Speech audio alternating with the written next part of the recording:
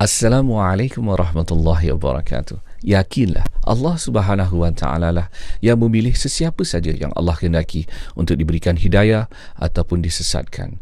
Dan tiada sesiapa yang boleh merubah kehendak Allah Subhanahu wa taala ini.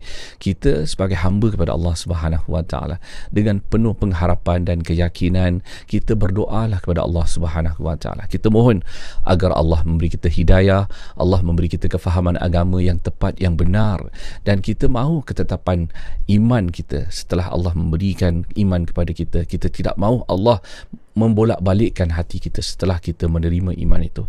Dan jangan pula kita menyombong diri. Kita bangga diri, kita rasa kita lebih pandai, kita lebih mulia berbanding orang lain, kerana Allah boleh saja terbalikkan keadaan itu. Maka kita doakanlah buat kawan-kawan kita yang berjauhan, orang-orang yang ajak jidal, ajak gaduh, debate dengan kita dan sebagainya. Kita doakan moga kita semua terpelihara daripada siksa api neraka.